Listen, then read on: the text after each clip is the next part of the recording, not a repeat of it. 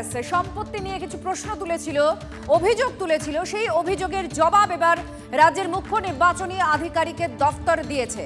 CEO দফতরের করা যে পোস্ট, সেটা কমিশনের মুখপাত্র আকাশবাণীর পাশাপাশি রাজ্যের মন্ত্রী চন্দ্রিমা ভট্টাচার্যকেও ট্যাগ করা হয়েছে। পোস্টে কি লেখা হয়েছে? মিসেস আগরওয়াল তার বিয়ের আগে থেকেই সম্পত্তির মালিক এবং 1983 সাল থেকে ধারাবাহিকভাবে তার আয়কর রিটার্ন দাখিল করে আসছেন। তার আর্থিক বিষয়গুলি স্বচ্ছ আইন সিদ্ধ। এরপরেই একটা প্রবাদেরও UEN Jaipur is a perfect target for prospective students aspiring for good jobs, good education with future-ready skills. উল্লেখ করে অভিযোগকারীদের খোঁচাও দিয়েছে সিইও দফতর।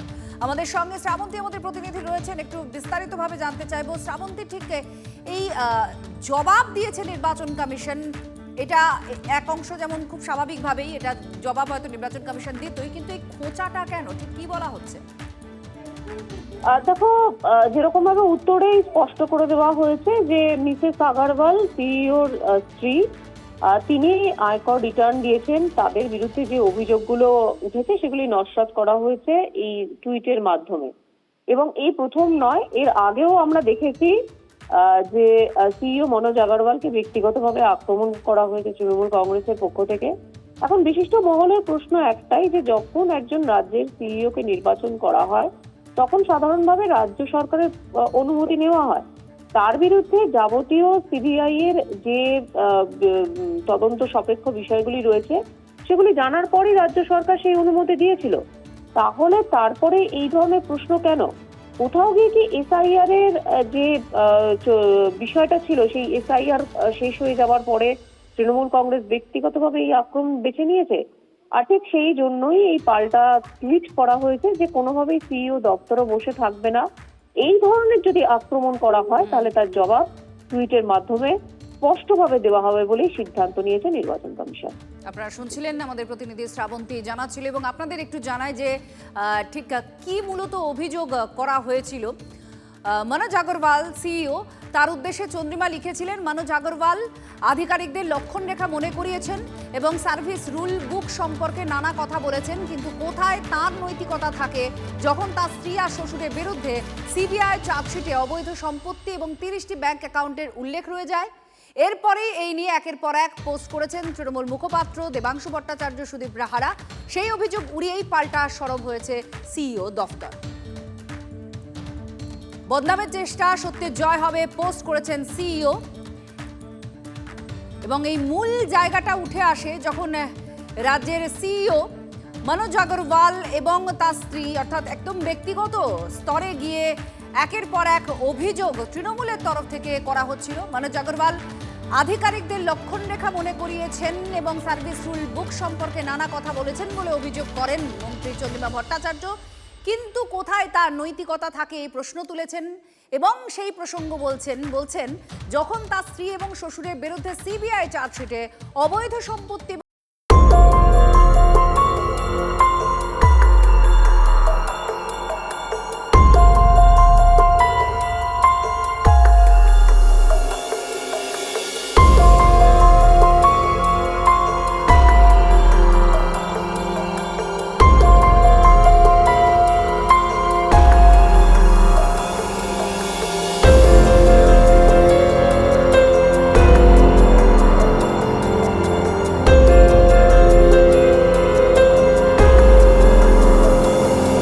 কমিশনের মুখপাত্র আকাশবাণীর পাশাপাশি মন্ত্রী চন্দ্রিমা ভট্টাচার্যকেও লেখা হয়েছে যে মিসেস আগরওয়াল তার বিয়ের আগে থেকে সম্পত্তির মালিক এবং এই সমস্ত পুরো বিষয়টি স্বচ্ছ বলে দাবি করা হয়েছে। দেখুন, কেসটা তো ছিল ইডির এবং সিবিআইও তদন্ত করছিল। তাদের উত্তর আসলো না, ইলেকশন কমিশন উত্তর দিল। তদন্ত তো ইলেকশন কমিশন করেনি। 2013 সালের তদন্ত কার হাতে ছিল? ইলেকশন কমিশন তার তথ্য পেল কি করে? নথি কি করে পেল? নথি তো থাকার কথা ইডি সিবিআই দপ্তরে। মনোজ আগরওয়ালের বিরুদ্ধে যে তদন্ত হচ্ছিল সেই সময় ইসি দেখছি যে সব মিলেমিশে গেছে। বিজেপির সময় কে বিজেপি, কে নির্বাচন কমিশন, কে ইডি, কে সিবিআই, কে কার মুখপাত্র, সব গুলিয়ে গেছে। সব স্বৈরাচারী একজন নরেন্দ্র মোদী, অমিত শাহ আর তারপরে সব সমান, সবাই সকলের হয়ে কথা বলছে, পিঠ বাঁচাতে ব্যস্ত। এটা তো ঘটনা। মনোজ আগরওয়াল যখন তার ইডি রেড হয়েছিল, বাড়ির জানলা দিয়ে নোটের তারা অন্য পাশের বাড়িতে ফেলেছিলেন, পাশের জমিতে ফেলেছিলেন, সে তো রোমহর্ষক গল্প। কথাটা হচ্ছে ইলেকশন কমিশন কেন তার হয়ে বলতে গেলেন যে তদন্ত তাদের আন্ডারে ছিল না? সেখানেই তো সন্দেহ যে মাছ শাক দিয়ে মাছ ঢাকা হচ্ছে। ধন্যবাদ জয়প্রকাশ বাবু আপনার প্রতিক্রিয়ার জন্য। আপনারা শুনছিলেন এই মুহূর্তে মনোজ আগরওয়াল, রাজ্যের সিইও এবং তার স্ত্রী অর্থাৎ পরিবারের আর্থিক বিষয়গুলি অস্বচ্ছ এবং আইনসিদ্ধ নয় এমন একটা অভিযোগ উঠে আসে তৃণমূলের তরফ থেকে, আর সেই অভিযোগের জবাব আজকে সিইও দফতর দেয়। আপনাদের আরও একবার বলছি, সেই অভিযোগের জবাব দিয়েছে সিইও দফতর। মন্ত্রী চন্দ্রিমা ভট্টাচার্যকে তারা ট্যাগ করেছে এবং সেখানে দাবি করা হয়েছে আর্থিক বিষয়গুলি স্বচ্ছ আর আইন সিদ্ধ। জগন্নাথ চট্টোপাধ্যায় বিজেপি নেতা এই মুহূর্তে আমাদের সঙ্গে রয়েছেন, তার সঙ্গে আমরা এই বিষয় নিয়ে কথা বলবো। জগন্নাথবাবু, আপনি কি বলবেন? রাজ্যের সিইও দফতর বলছে যে রাজ্যের সিইওর আর্থিক বিষয়গুলি স্বচ্ছ এবং আইন সিদ্ধ। দেখুন, আমরা যতটুকু জানি যে সিইওর বিরুদ্ধে ওই মামলা বা তার পরিবারের বিরুদ্ধে ওই মামলায় কিছু পাওয়া যায়নি। শেষ পর্যন্ত তার সম্পূর্ণ তিনি নির্দোষ প্রমাণিত হয়েছেন। তাই অনর্থক এসব কথাগুলি বলার কোনো মানে হয় না। কিন্তু যদি বলতে হয় তাহলে আমাদের কিছু প্রশ্ন আছে। সিইও তখন তৎকালীন সেন্ট্রাল গভর্নমেন্টের ডেপুটেশনে কোনো পদে হয়তো ছিলেন, ইউপিএ গভর্নমেন্ট চলছিল, সেই গভর্নমেন্টের শরিক ছিলেন মমতা বন্দ্যোপাধ্যায়ের তৃণমূল কংগ্রেস। তাহলে যদি ইউপিএ জমানার কোনো অফিসারের কোনো আধিকারিকের বিরুদ্ধে কোনো অভিযোগ ওঠে তদন্তে, তো তাহলে তো তার দায়ভার নিতে হয় তৎকালীন সরকারকে। সেই সরকারে ইউপিএ সরকার, তার তো শরিক তৃণমূল কংগ্রেসের ছিল। দ্বিতীয়ত, সিইও বা তার বিরুদ্ধে মামলা যদি অ্যাকিউটাল হয়ে থাকে, এখনো পর্যন্ত সারদা মামলার অভিযুক্ত তো কেউ অ্যাকিউটাল হয়নি, কয়লা কেলেঙ্কারি হয়নি, গরু পাচারের হয়নি, শিক্ষা দুর্নীতির হয়নি। যত কেলেঙ্কারি এখনো পর্যন্ত পশ্চিমবঙ্গে গত 13 বছর 15 বছরে হয়েছে, তাদের কেউ তো নির্দোষ প্রমাণিত হয়নি। হয় কেউ জেলে আছেন, কেউ বেলে আছেন। তাদের মুখে এসব কথা কি মানায়? ধন্যবাদ জগন্নাথ বাবু।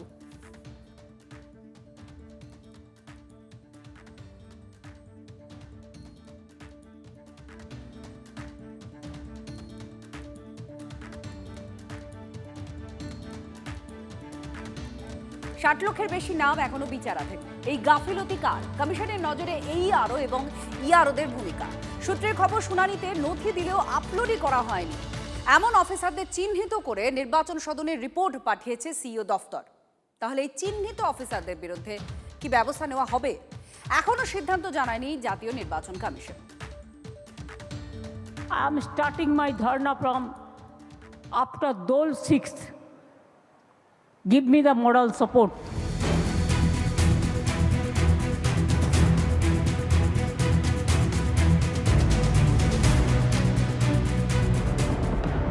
পদবীর ভুল আছে, এই আছে, এর জন্য দায়ী মমতা ব্যানার্জির নিয়োগকৃত বিএলও এবং এইআরওরা। এরাই জটিলতা করেছে। লম্বা লাইনে দাঁড়িয়ে শুনানি, হয়রানির দায় কার? তারপরেও বিবেচনাধীন 60 লক্ষেরও বেশি নাম। 6 মার্চ ধর্নায় মুখ্যমন্ত্রী। এই আবহে কমিশনের নজরে এইআরও ইআরওদের ভূমিকা। কেস টু কেস তুলে ধরে নির্বাচন সদনের রিপোর্ট সিইও দফতরের। রিপোর্টে পূর্ব বর্ধমানের এক ভোটারের কথা উল্লেখ। 7 পুরুষ ধরে একই জায়গায় বাস, প্রতিবার একই বুথে ভোট। তবু ফাইনাল লিস্টে ওই ভোটারের নাম অ্যাডজুডিকেটেড। শুনানিতে নথি দিলেও আপলোড না করার অভিযোগ। কর্তব্যে গাফিলতির জন্য কেন এইসব অফিসারদের বিরুদ্ধে ব্যবস্থা নেওয়া হবে না? নির্বাচন সদনের রিপোর্ট পাঠিয়ে প্রশ্ন তুলেছেন খোদ কমিশনের পর্যবেক্ষকরা। কাউকে লজিক্যাল ডিসক্রিপেন্সিতে ফেলা হচ্ছে, কাউকে অ্যাডজুডিকেটিং বলে তকমা লাগিয়ে দেওয়া হচ্ছে। এটা তো হতে পারে না। যাদেরকে সরাসরি মানুষের সঙ্গে কাজ করতে হচ্ছে, পাড়ায় কাজ করতে হচ্ছে, বিএলওদের ডোর টু ডোর কাজ করতে হচ্ছে, তাদের এরা বিপদে ফেলে দিচ্ছেন। তার কারণে এটা বোঝা যাচ্ছে বিজেপির নির্দেশে যেন তেন প্রকারে নাম কাটার খেলা চলছে। এগুলো সবই রাজ্য সরকারের নির্দেশে এরা করতে বাধ্য হয়েছে, এবং বৈধ বেশ কিছু মানুষেরও তারা নাম বাদ দিয়েছেন, এবং সেটা ইচ্ছাকৃত। মানুষকে নির্বাচন কমিশনের বিরুদ্ধে খেপানো একটা প্রক্রিয়া মাত্র। এগুলো বিরুদ্ধে অ্যাকশান না নিলে নির্বাচন কমিশনের দিকে কিন্তু আঙুল উঠবে। সিইও দফতরের রিপোর্ট গেছে নির্বাচন সদনে। তাহলে এইসব অফিসারদের বিরুদ্ধে ব্যবস্থা নেওয়া হবে? চূড়ান্ত সিদ্ধান্ত নেবে জাতীয় নির্বাচন commission. Bureau report, TV9 Bangla.